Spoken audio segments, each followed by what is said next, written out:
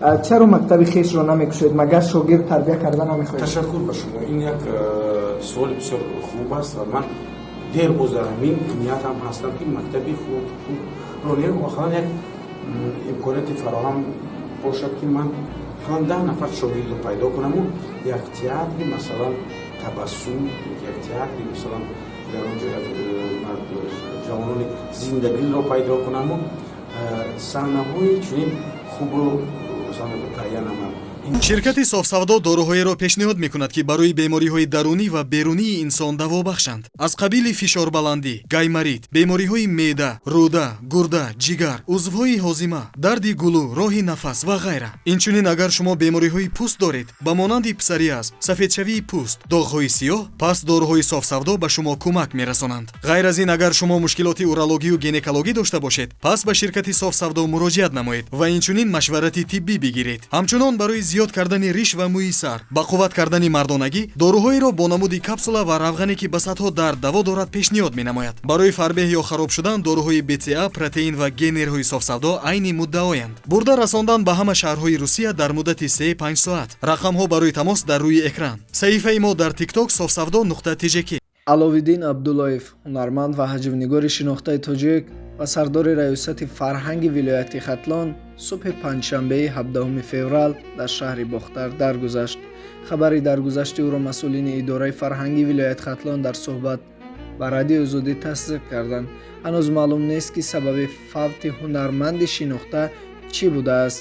дар ҳамин ҳол Савсан Шарифзода, муовини роҳбари раёсати фарҳанги Хатлон ба радиои Озодӣ гуфтааст ки Аловиддин Абдуллоев таи 2 рӯзи ахир аз фишорбаландӣ шикоят дошт. то шаб якҷо кор кардем, манро то истгоҳ дар мошинаш бурд, ҳолаш хуб буд, гуфт ҳамсоҳбати радиои Озодӣ.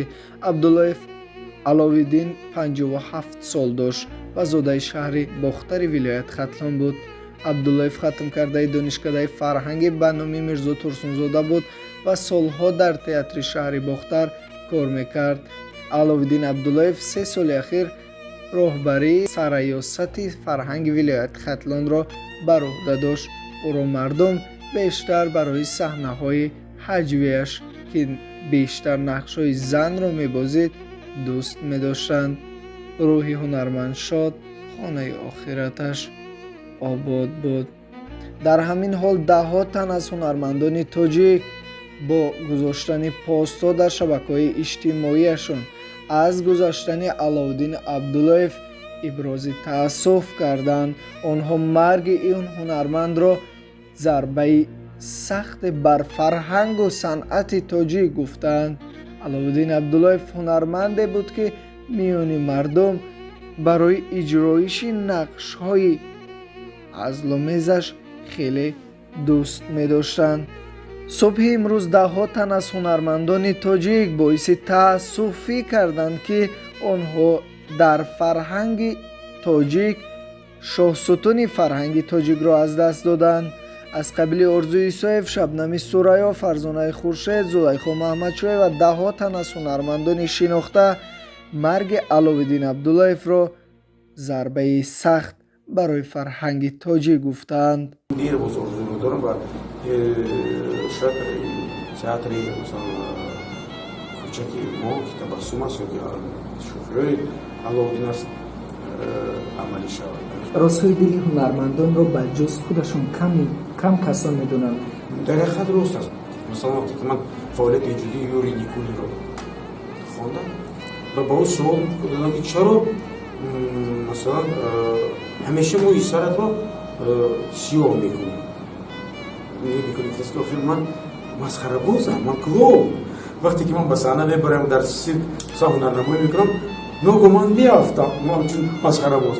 тамошобин механданд ва ман ба муисамро барои сиёҳ мекунам ки кӯдаконе ки дар онҷо нишастан нагӯям ки ой бобоям ғалтид, нагӯянд масхарабоз ғалтид. модаме ки мардум моро чунин қабул кардааст, мо бояд нишон надиҳем амон чизи дарди ниҳониямон ягон проблемамон. яъне мо мардум моро бо чунин табассум бо чеҳраи кушода бо ханда бинанд. гарчанде ки дар чашмонам бошад ки ғамам бошад, лекин бо табассум ханда. ё тӯба, ман намехоҳам канизак шида.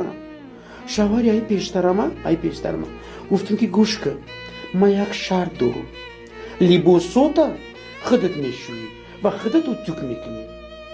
این دستاکوی ما باید او بخنده بسور نرسه. شیشتم رفتم یکی ترمزاش نخطید که هر نوع قریب رفتیم در دور جریب زدیم. نبیرامون مورا لطیفه کردن که بابام انجیر نام داره و مامام شکر، هر شکر درم چکری میزدن میشیدن انا او چی پویدلا با شیرینه پرنگ مورا بورد. مثلا در وقتی سبتم اون اطرافیانم میخندم، مجبور میشم دوباره هم خنده میشه، سه بار. اینم یک دستاورد است. من فکر میکنم پس من درست در روی درستم که میخندم.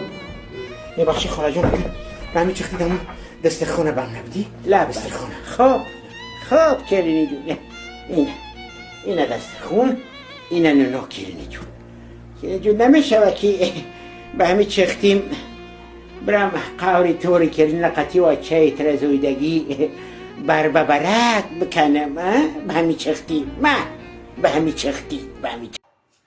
аловиддин абдуллоев ҳунарманд ва ҳаҷвнигори шинохтаи тоҷик ва сардори раёсати фарҳанги вилояти хатлон даргузаштааст. савсан шарифзода муовини роҳбари раёсати фарҳанги хатлон гуфт ки аловиддин абдуллоев таи 2 рӯзи охир аз фишорбаландӣ шикоят дошт. аловиддин абдуллоев 57 сол дошт ва зодаи шаҳри бохтари вилояти хатлон буд. абдуллоев хатмкардаи донишкадаи фарҳанги ба номи мирзо турсунзода буд ва солҳо дар театри шаҳри бохтар кор кардааст. абдуллоев 3 соли охир роҳбари сарраёсати фарҳанги вилояти хатлонро ба ӯҳда дошт. дар марги ин абармарди бузурги театру санъат бисёре аз ҳунармандон, сарояндагон, ҳаҷвнигорон ва шахсоне ки дар ҳақиқат ӯро дӯст медоштанд чунин навиштанд. мупайкар ёро ва яке аз ҳунарпешагони машҳури кишвар навиштааст: ҳунарманди мардумии тоҷикистон, шахси нотакрор аловиддин абдуллоев моро тарк карданд. марги ин ҳунармандро бисёре аз ҳамкасбону рӯзноманигорон ва сарояндагону ҳаҷвнигорон талафоти сангин дар санъати театри синамои тоҷик номиданд. дар марги ӯ ҳамагӣ мотам гирифта бо нигоштаҳои хеш чунин гуфта гузаштанд: ғайр аз муҳпайкар ёро ва боз чандин ҳунармандону ҳунарпешагони машҳур чунин нигоштанд. мавлона наҷмиддинова навиштааст: саддареғо, худо рӯҳу равонатон шод ва хонаи охирататон обод бошад. акаҷони қиёматӣ, ҳаётои мӯминова бошад сарояндаи мардуми ҷумҳурии тоҷикистон чунин навиштааст: худо биомӯрзад. дигар ҳарфе натавонам гуфт. сабзагул қурбонова ҳунарпеша чунин навиштанд: ҳама вақт дар дилҳоямон хоҳӣ монд. худо раҳматат кунад. фандил тоиров навиштааст: яке дер ва дигаре зуд аз ин дунё хоҳем рафт, аммо ёди онҳое ки дар роҳи фарҳангу миллат умри худро қурбон карданд ҳеҷ гоҳ аз дилҳо гум нахоҳад шуд. ёдатон гиромӣ бод устоди зиндаёд аловиддин абдулло. фаришта сафар ва мухлиси аловиддин абдуллоев навиштааст: мегуфтанд ханда умри инсонро дароз мекунад. дурӯғ будаасте. рӯҳат шод бод, ака, бовар нокарданист. офтоби хандаи мардуми хушзавқ ғуруб кард. бо гирьяҳои зор ва хандаҳоямон, бо лаҳзаҳои хуши саҳнавиямон, бо тавонотарин ҳаҷвнигори тоҷик, бо актёри маҳбуб ки ҳунараш ҳудуд надошт падруд мегӯем: аловиддин абдуллоев, маҳбубтарин ҳунарманди мардумӣ, рӯҳат шод ки дилҳо шод мекардӣ. дар қатори азизони худо бошӣ ки азизи дили мардум бошӣ. ҷоят ҷаннат бод. яҳё мамад аминов навиштааст: кунун бо рафтанат ҷанозаи ҳаҷви тоҷикро низ бояд хонд. отиқи қодир бо андӯҳи гарон навиштааст: афсусу садвою дареғи мардони накӯву накӯандеш ва саршор марг аз ӯ ном ҷуст. худованд ҷойгоҳашро биҳишти ҷовидон гардонад.